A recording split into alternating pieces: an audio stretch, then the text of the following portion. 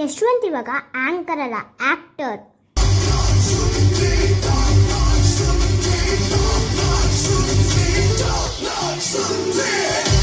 And ಏನಕ್ಕೆ song ಮೂಲಕನೇ ಹೋಗ್ಬೇಕು ಅಂತ ಅನ್ಸಿದ್ ಏನಕ್ಕೆ ಅಂತಂದ್ರೆ ಕೆಲವು ಶಾರ್ಟ್ ಫಿಲ್ಮ್ಸ್ ಹೇಳ್ತಾ ಇದ್ರು ಸಾಂಗ್ಸ್ ಮೂಲಕ ಏನು ಅಂತಂದ್ರೆ ಯಾವಾಗ್ಲೂ ಸಾಂಗ್ಸ್ ಅಂತಂದ್ರೆ ನೋಡ್ತಾ ಇರ್ತೀವಿ, ಗುರುಗ್ತಾ ಇರ್ತೀವಿ, ಸಾಂಗ್ಸ್ ಕೇಳಕ್ ತುಂಬಾ ಚೆನ್ನಾಗಿರುತ್ತೆ. ಅಂಡ್ ಇನ್ನೊಂದು ಏನು ಹೇಳಕ್ ಇಷ್ಟಪಡ್ತೀನಿ ಅಂತಂದ್ರೆ ಎಷ್ಟೋ ಜನ ಯಂಗ್ಸ್ಟರ್ಸ್ ಪ್ರತಿಯೊಬ್ರು ಕೂಡ ನಾನು ಆಂಕರ್ ಆಗ್ಬೇಕು, ಯೂಟ್ಯೂಬರ್ ಆಗ್ಬೇಕು ಅನ್ನೋದಕ್ಕಿಂತ ಹೆಚ್ಚಾಗಿ ಸಿನಿಮಾದಲ್ಲಿ ಏನೋ ಮಾಡ್ಬೇಕು ಅಂತ ಅನ್ಕೊಂಡ್ರೆ ಸಿಕ್ಕಾಪಟ್ಟೆ ಜನ ಇದ್ರೆ ನನಗೆ ಗೊತ್ತಿಲ್ಲ. ಸೊ ಒಂದಷ್ಟು ಜನ ನಾವೆಲ್ಲ ಹೊರಗಡೆ ಕೂತ್ಕೊಂಡು ಮಾತಾಡಬೇಕಾದ್ರೆ ಇದನ್ನೇ ಮಾತಾಡ್ತಾ ಇರ್ತೀವಿ. ಅಂಡ್ ಇಲ್ಲಿ ಎಷ್ಟೋ ಜನ ಆ ಡ್ರೀಮ್ಗಳನ್ನ ಇಟ್ಕೊಂಡಿದ್ದೀರಾ. ನಮ್ಮ ಒಂದು ಕಮಿಟ್ಮೆಂಟ್ ಗಳಿಂದ ಡ್ರೀಮ್ಗಳನ್ನ ನಾವು ಪೋಸ್ಟ್ಪೋನ್ ಮಾಡ್ತಾ ಹೋಗ್ತಾ ಇರ್ತೀವಿ, ಬಟ್ ಆ ಡ್ರೀಮ್ ನಾವು ಫುಲ್ಫಿಲ್ ಮಾಡ್ಕೊಳಕ್ಕೆ ಆಗಲ್ಲ.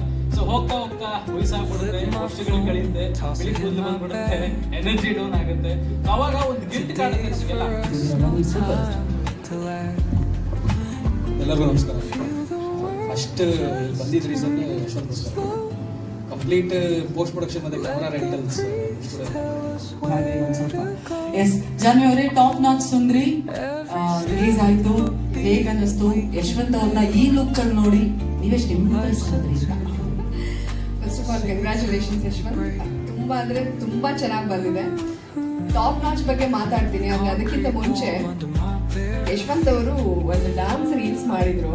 ನಾನು ಅವಾಗ ಅವರಿಗೆ ಫೋನ್ ಮಾಡಿ ಹೇಳಿದ್ದೆ, ನಂದು ಯಾವ ಡಾಗ್ ನಾನು ಲಾಂಚ್ ಮಾಡಿದ್ದೀನಿ ಎಲ್ಲದಕ್ಕೂ ಫಸ್ಟ್ ಬಂದು ನನಗೆ ಇಂಟರ್ವ್ಯೂ ಮಾಡ್ತಾ ಇದ್ರು. ಅವಾಗಿಂದ ಪರಿಚಯ. ಅವಾಗಲೇ ಹೇಳ್ತಾ ಇದ್ದೆ ನೀವು ಆಂಕರ್ ತರ ಕಾಣಿಸಲ್ಲ, ಹೀರೋ ತರ ಕಾಣಿಸ್ತೀರಾ ಅಂತ. ಇವತ್ತು ಒಂದೊಂದು ಪೋಸ್ಟ್ರು ನಾನು ಹಿಂದೆ ನೋಡ್ತಾ ಇದ್ದೀನಿ, ಅದು ಡ್ಯಾನ್ಸ್ ಪೋಸ್ಟ್ ಅನಿಸ್ತಾ ಇಲ್ಲ, ಒಂದು ಮೂವಿ ಪೋಸ್ಟ್ ತರ ಒಂದು ಸ್ಟೈಲ್ ಆಗಿ ಅವ್ರ ಕೈ ಹಿಂಗನ್ನದಾಗ್ಲಿ ಅದೆಲ್ಲ ನೋಡ್ತಾ ಇದ್ರೆ ಒಂದು ಹಾವ ಭಾವ ಇದೆಯಲ್ಲ, ಫೇಸ್ ಎಕ್ಸ್ಪ್ರೆಷನ್, ಒಂದು ಡ್ಯಾನ್ಸ್ ಮಾಡೋ ರೀತಿ, ಅಲ್ಲಿ ಎಲ್ಲಾ ಡ್ಯಾನ್ಸರ್ಸ್, ಆಮೇಲೆ ಇವರು ಮೇಡಮ್ ಅಂತೂ ಪಕ್ಕಾ ಡ್ಯಾನ್ಸರ್ಸೇ.